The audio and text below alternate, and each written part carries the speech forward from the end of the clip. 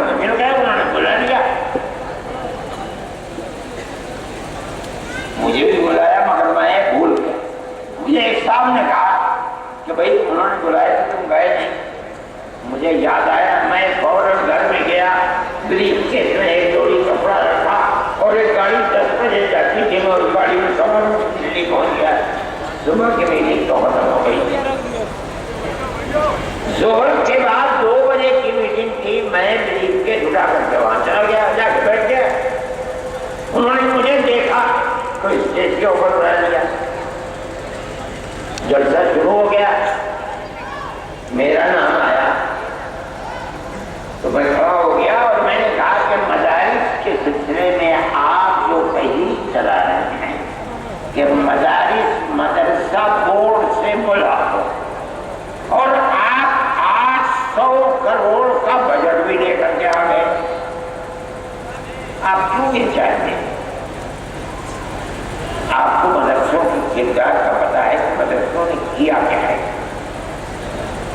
میں نے ان کے سامنے یہ چیز رکھی کہ ملک غلام تھا، مدرسوں کی تحریک دارالعلوم دیوبند سے تھی، بنیاد اس کی کیا تھی؟ آپ سے وہ 2 پیسے نہیں چاہتے، اس لیے کہ انہیں یقین ہے کہ اگر آپ پیسہ دیں گے تو کل کو آپ ان کے نظام تعلیم میں بھی دخل دیں گے، ان کے نصاب تعلیم میں بھی دخل دیں گے۔ وہ اپنے آپ کو آزاد رکھنا چاہتے ہیں۔ ارجن سنگھ کہنے لگے کہ ہم وعدہ کرتے ہیں کہ ہم دخل نہیں دیں گے۔ میں نے کہا میں نہیں کہتا ہوں کہ آپ جھوٹ بول رہے ہیں، بالکل سچ بول رہے ہیں، لیکن آپ میری ایک بات کا جواب دیں، ابھی الیکشن کے اندر 2 سال باقی ہیں، 3 سال گزر چکے، اقتدار کی کرسی پر آپ بیٹھے ہیں،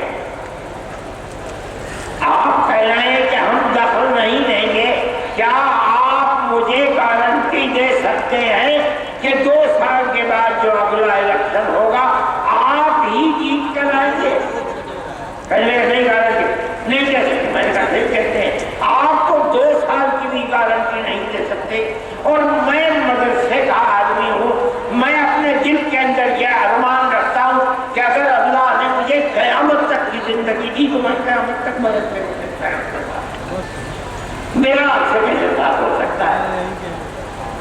اس لیے میں جمعیت علماء کے پلیٹ فارم سے کہتا ہوں، ہم کل بھی مخالف تھے گورنمنٹ کی مدد کے، آج بھی مخالف ہیں، اور جب تک زندہ رہیں گے مخالفت کرتے رہیں گے۔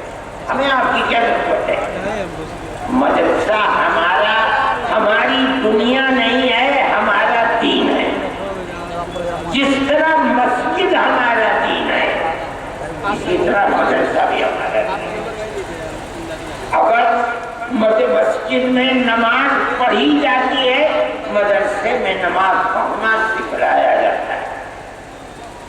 اگر مسجد میں قرآن پڑھا جاتا ہے، مدرسے میں قرآن پڑھنا سکھلایا جاتا ہے۔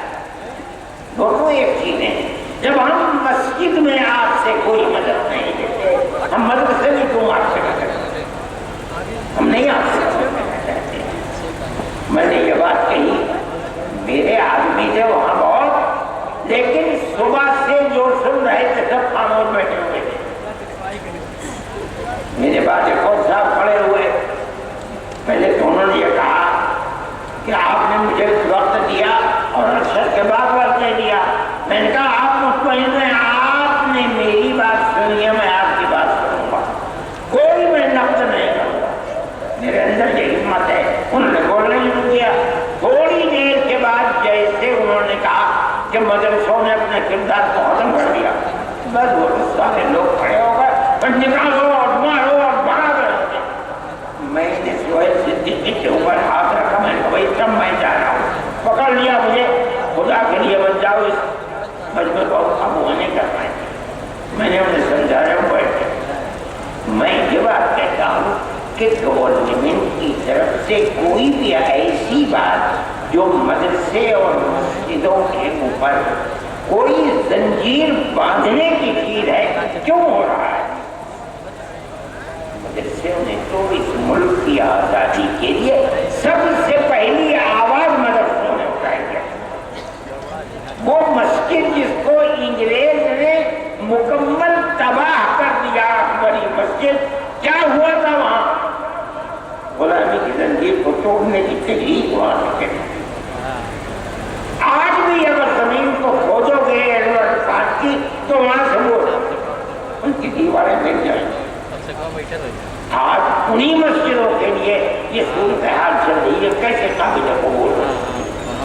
ہم یہ سمجھتے ہیں کہ ملک کے اندر جو چیز جو ذہن پنپ رہا ہے وہ اس ملک کو تباہی کی طرف لے کر کے جاتا ہے۔ یہ چیز نہیں ہے، مدرسے اور مسجدوں کا مسئلہ ہے۔ اسلام کے خلاف جو تحریکیں چل رہی ہیں وہ تحریکیں انتہائی بدترین تحریکیں ہیں۔ سب سے پہلا مسئلہ ہے طلاق، ہم اس کے اوپر خاموش ہیں، ہم گورنمنٹ پہ کے مقابلے میں نہیں آئے۔ ہم نے یہ سوچا کہ یہ چیز ہے، چلو جس کے دل کے اندر ایمان ہے وہ اسلام کے قانون پر عمل کرے گا، جو کورٹ میں جائے گا کورٹ اس کے لیے فیصلہ کرے گا۔ لیکن اس کے بعد اسلام کے انتظاموں کو برہم کرنے کے لیے آگے آ گئے۔ اتراکھنڈ کے اندر یہی صورتحال چل پڑی۔ پھر چلیے اتراکھنڈ کے اندر چلے، مرکزی گورنمنٹ نے اس کے سلسلے میں تمام ادیان کو ملا کر کے ایک نیا دین بنانے کی بات کو شروع کر دیا۔ اتراکھنڈ کے اندر یہی صورتحال چل پڑی۔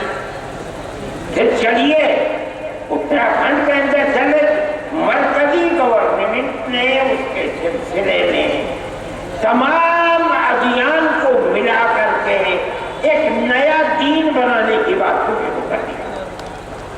اتراکھنڈ کے اندر یہی صورتحال چل پڑی۔ پھر چلیے اتراکھنڈ کے اندر چلے، مرکزی گورنمنٹ نے اس کے سلسلے میں تمام ادیان کو ملا کر کے ایک نیا دین بنانے کی بات کو شروع کر دیا۔ اتراکھنڈ کے اندر یہی صورتحال چل پڑی۔ پھر چلیے اتراکھنڈ کے اندر چلے، مرکزی گورنمنٹ نے اس کے سلسلے میں تمام ادیان کو ملا کر کے ایک نیا دین بنانے کی بات کو شروع کر دیا۔